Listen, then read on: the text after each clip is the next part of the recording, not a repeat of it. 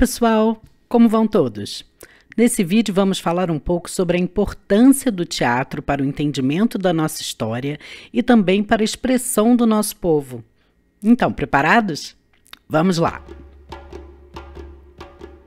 O suposto início da história do teatro no Brasil tem como referência as exibições teatrais idealizadas por padres jesuítas durante o século XVI. Tudo começou quando o padre Anchieta entende que a linguagem teatral era melhor para que os índios entendessem todos os ensinamentos da Igreja Católica.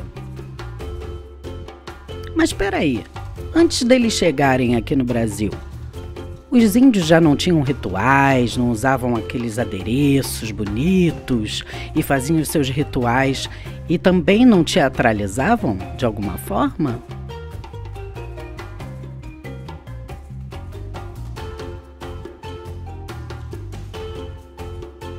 O que acontece é que a história que a gente ouve até hoje é uma história contada a partir do prisma eurocêntrico, que coloca a Europa no centro do mundo, causando com isso o apagamento da história dos povos originários.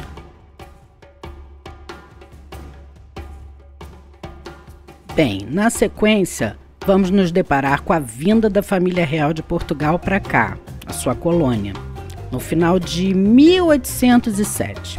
Dom João VI e a sua família fogem da Europa por causa da invasão de Napoleão, que estava passando a régua em todo o território europeu, e chegam de mala e cuia aqui, dando um mortal carpado para o século XIX.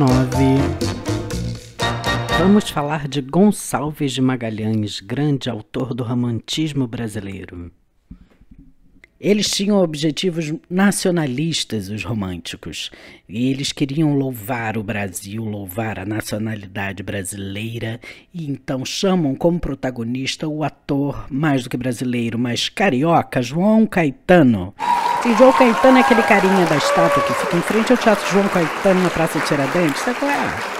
Sim, aquela estátua de bronze. É o João Caetano. Chega lá, dá um high five, qual é, João? Beleza, é ele. Mas não parou aí só com Gonçalves de Magalhães, não. Outro gênero teatral muito importante dessa época, né, do século XIX, foi a comédia de costumes, baseado no humor e na sátira. Tinha uns personagens bem caricatos, bem exagerados. O dramaturgo mais importante, tipo boladão, o mestre, o cara da comédia de costumes, foi Martins Pena. E agora chegou o nosso grande momento. Você sabia?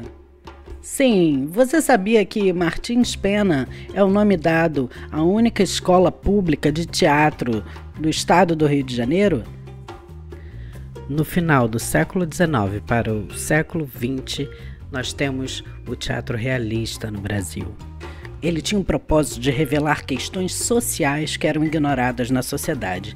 E olha, a questão social era o que não faltava. Sim, nessa época que a coisa estava pegando fogo, com a proclamação da República, o fim da escravidão que deixou o povo negro ao Deus dará e miserável, e o governo incentivando a vinda de imigrantes de várias partes do mundo para embranquecer a população e compor a classe trabalhadora? Com esse caldeirão de povos e problemas que surgem nesse quadro social da época, o teatro muitas vezes abordava assuntos que envolviam a política, a economia e os dilemas humanos. Afinal de contas, né? É o que tinha de material, minha gente.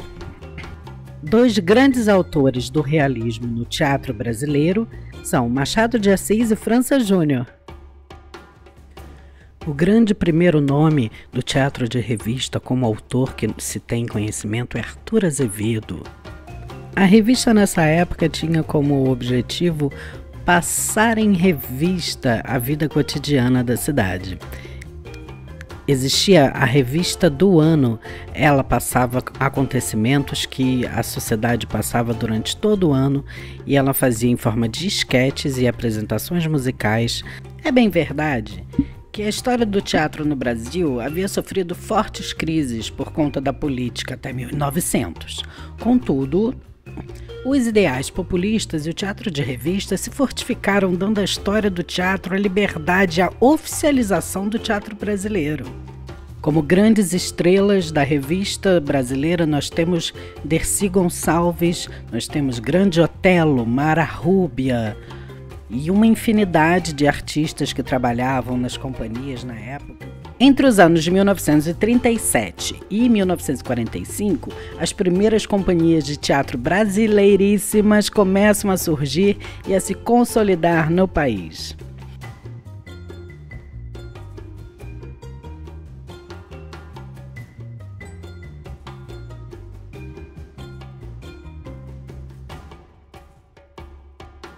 Bem, continuando a evolução do nosso teatro, nesse momento bem moderno, dentre os responsáveis por essa evolução teatral estava o Pascoal Carlos Magno. Isso porque Pascoal foi o mentor da fundação do Teatro do Estudante. A partir disso, diversas companhias do teatro se fortificam, mostrando cada vez mais aspectos do nacionalismo. Vai, Brasil! Em 48, Franco Zampari funda o Teatro Brasileiro de Comédia, conhecido como TBC. Mas se você quer um marco histórico do teatro moderno brasileiro, vamos viajar agora para 1943, no Teatro Municipal do Rio de Janeiro, ali na Cinelândia, para assistir a peça Vestido de Noiva, de Nelson Rodrigues. No ano seguinte, 1944, no Rio também, um cara chamado Abdias Nascimento, ele tinha um objetivo de valorizar a cultura afro-brasileira com arte e educação. E ele desenvolve uma nova dramaturgia, uma nova estética, com o teatro experimental do negro, TEN. Ele estava incomodado com a falta de negros nas produções do Brasil, sabe? Nas palavras do próprio Abdias do Nascimento, ele disse que, desde que era ainda uma ideia em gestação, o TEM teria como papel defender a verdade cultural do Brasil. O TEM elabora um trabalho alternativo de educação direcionando a população negra, e aí ele oferece a essa população alfabetização e uma iniciação cultural, né? A criação de um curso de alfabetização. Porque muitos dos atores na época eles tinham dificuldade de memorizar, né, de decorar o texto. As aulas de iniciação cultural, eles utilizavam as peças teatrais como principal material pedagógico, sabe? Com essas atividades, o TEM, ele valoriza a construção de uma identidade negra, viabiliza a formação do elenco próprio. Isso, em plena década de 40, né, tal fato implica uma mudança no mercado de trabalho na expectativa do público. Porque o público estava habituado a só ver atores brancos, que se pintam para poder representar personagem negro. O TEM contribui para a formação de uma importante geração de atores negros para o teatro, cinema e também televisão. Desse grupo fazem parte Ruth de Souza, Haroldo Costa, Léa Garcia e José Maria Monteiro. Em 53 é fundado o Teatro Arena, né? Esse grupo tinha uma aura revolucionária, contestadora, super pra frentex, sabe? Ainda mais naqueles anos pré-ditadura. Uma peça que marcou o início da companhia foi Eles Não Usam Black Tie, de Gianni Francesco Guarnieri. Ela foi encenada em 58 e foi um marco também no nosso teatro. Um nome muito importante para a nossa cena, que não se pode esquecer, é Augusto Boal. Ele é ator e dramaturgo que integrou o Teatro de Arena. Ele idealizou um método de ensino, que é o teatro do oprimido. E ele tinha como objetivo tornar essa linguagem mais democrática e acessível. Então, durante anos em que ocorreu a ditadura militar, entre 64 e 85, a linguagem do teatro sofreu uma perseguição e censura, assim como todas as manifestações artísticas, principalmente nos anos 60 e 70. Portanto, alguns atores e dramaturgos tiveram que deixar o país ou só conseguiram realizar as montagens de espetáculo anos depois. Foi pesado. O teatro brasileiro conquistou um lugar de destaque na cena cultural do país, sendo reconhecido também internacionalmente. Hoje em dia, há ainda diversos grupos que se dedicam ao estudo da expressão, tanto companhias experimentais quanto comerciais. Ainda há montagens de espetáculos de outros países, como grandes musicais. Bem, pessoal, esse já é o final da nossa oficina. Espero que vocês tenham gostado. E acreditem que essa é só uma pincelada da nossa história. Lembrem-se, a história do teatro é a sua história.